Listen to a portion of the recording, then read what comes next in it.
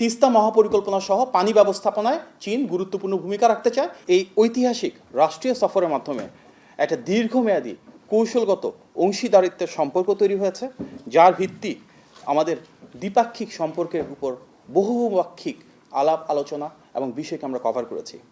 So in one term আমরা যদি বলি, ঐতিহাসিক রাষ্ট্রীয় সফরের মাধ্যমে আমরা একটি long term strategic partnership Bangladesh এবং চীনের ভিতর বিল্ড হতে দেখেছি। অত্যন্ত হাই লেভেলের ডেলিগেশনে বাংলাদেশ এবং চীনের দ্বিপাক্ষিক সম্পর্কের অত্যন্ত গুরুত্বপূর্ণ সব বিষয় নিয়ে সব স্তরে আলাপ আলোচনা করা হয়েছে, যেখানে নির্ধারিত হয়েছে যে এই ঐতিহাসিক সম্পর্কের মূল ভিত্তি হবে মিউচুয়াল ট্রাস্ট, রেসপেক্ট, কোঅপারেশন এবং অবশ্যই দুই দেশের নিজস্ব স্বার্থ সংশ্লিষ্ট বিষয়াদি। আমাদের এই দ্বিপাক্ষিক আলোচনার পর মাননীয় প্রধানমন্ত্রী এবং চীনের নেতৃত্বের সম্মতির উপর ভিত্তি করে মোট 17টি মেমোরেন্ডাম অফ আন্ডারস্ট্যান্ডিং বা এমইউ স্বাক্ষরিত হয়েছে। তার মাঝে 13টি বাংলাদেশের মাননীয় প্রধানমন্ত্রী এবং চীনের মাননীয় প্রিমিয়ারের উপস্থিতিতে দুই দেশের বিভিন্ন গভর্নমেন্টের মিনিস্ট্রি টু মিনিস্ট্রি সিগনেচার হয়েছে। 3টি হয়েছে বাংলাদেশের বিডার সাথে একটি জয়েন্ট কমিউনিকে, যেটাকে আমরা বাংলায় বলি যৌথ ইশতেহার প্রণীত হচ্ছে।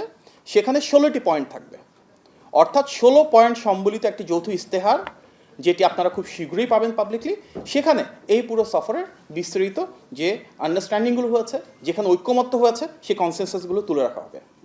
আমরা অত্যন্ত গর্বিত যে চীনে আমরা যাদের সাথে কথা বলেছি, এখানকার honourable president, honourable prime minister, যিনি প্রিমিয়ার এখানে বলা হয়, এবং অনারেবল স্পিকার ইকুইভ্যালেন্ট, ওনারা প্রত্যেকে বাংলাদেশ এবং চীনের 50 বছরের সম্পর্ক স্থাপনের ক্ষেত্রে শহীদ প্রেসিডেন্ট জিয়াউর রহমান এবং দেশনেত্রী বেগম খালেদা জিয়ার যে অসাধারণ অনবদ্য ভূমিকা রয়েছে তার ভূয়সী প্রশংসা করেছেন। চীনের প্রত্যেকে বাংলাদেশ এবং চীনের আজকে যে অবস্থানে রয়েছে সম্পর্কের দিক থেকে, তার পেছনে বিএনপি একটি রাজনৈতিক দল হিসেবে এবং বিএনপির প্রতিষ্ঠাতা শহীদ প্রেসিডেন্ট জিয়াউর রহমান এবং দেশনেত্রী বেগম খালেদা জিয়া যেভাবে অত্যন্ত ইতিবাচকভাবে বিভিন্ন সময় ফ্যাসিলিটেট করেছেন, পলিসি দিয়েছেন, বারবার এখানে রাষ্ট্রীয় সফর করেছেন, সেগুলোকে ওনারা ডিপলি অ্যাপ্রিসিয়েট করেছেন। বাংলাদেশের দিক থেকে মাননীয় প্রধানমন্ত্রী আবারও নিশ্চিত করেছে আমাদের one policy, one China policy, অর্থাৎ চায়নাকে আমরা একটি একক রাষ্ট্র হিসেবে দেখি, যার ভিতর তাইওয়ানও অন্তর্ভুক্ত রয়েছে, সেটি সুসংহতভাবে সুনিশ্চিত করেছেন।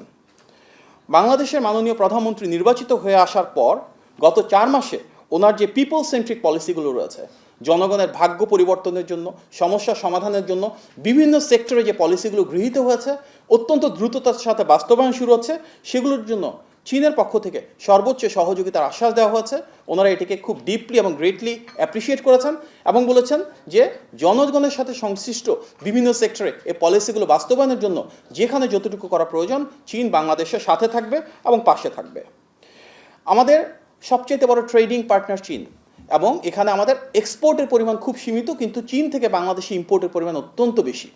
কিন্তু এটাকে নিয়ে দুই দেশের রাষ্ট্রপ্রধানের ভিতরে, সরকার প্রধানের ভিতরে আলাপ আলোচনার জন্য ডিটেল প্ল্যাটফর্মে আলোচনা হয়েছে এবং সেখানে বলা হয়েছে কিভাবে বাংলাদেশ থেকে আমরা ট্রেড গ্যাপটা কমাতে পারি।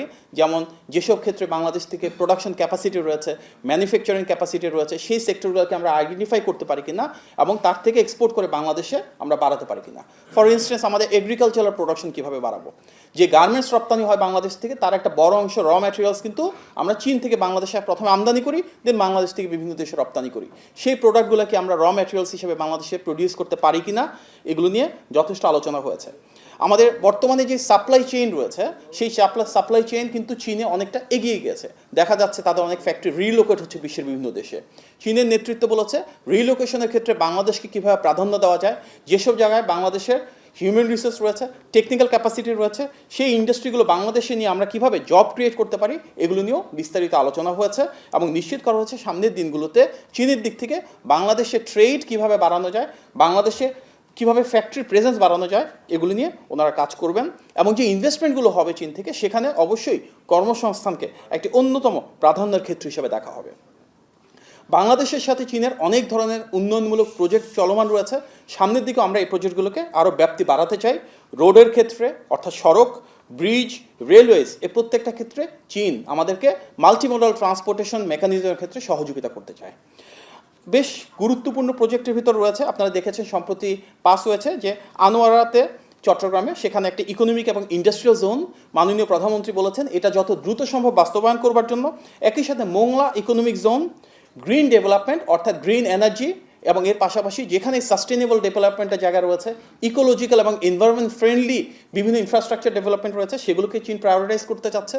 বাংলাদেশে জ্বালানি সমস্যা, বিদ্যুৎ সমস্যার সমাধানে চীন পাশে থাকতে চায় এবং বাংলাদেশে বলেছে যদি আমরা স্বাভাবিকভাবেই একটা কম্পিটিটিভ প্রসিজারের মধ্যে যেখানে সুযোগ আছে, যেখানে সম্ভাবনা রয়েছে, আমরা চীনা বিনিয়োগ বাংলাদেশে এবং চীনা উন্নয়ন অগ্রযাত্রা সহযোগিতাকে আমরা অ্যাপ্রিসিয়েট করছি।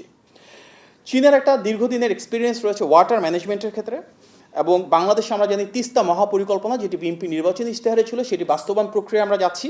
এখানকার প্ল্যানিং, ফিজিবিলিটি স্টাডি এবং টেকনিক্যাল যে কোনো সাপোর্টে তিস্তা মহাপরিকল্পনা সহ পানি ব্যবস্থাপনায় চীন গুরুত্বপূর্ণ ভূমিকা রাখতে চায় এবং বাংলাদেশ থেকেও আমরা স্বাভাবিকভাবেই যদি সেখানে আমাদের কস্টিংয়ের অ্যাডভান্টেজ থাকে, যদি আমরা টেকনিক্যাল সাপোর্টটা প্রপারলি পাই এবং যেহেতু আমাদের এখানে স্বাভাবিকভাবেই বিএনপি নির্বাচনী ইশতেহার বাস্তবায়নের জন্য প্রণীত উদ্যোগগুলোর সাথে চীনের দীর্ঘদিনের যে এক্সপার্টিস রয়েছে, এক্সপিরিয়েন্স রয়েছে সেটা অ্যালাইন করছে।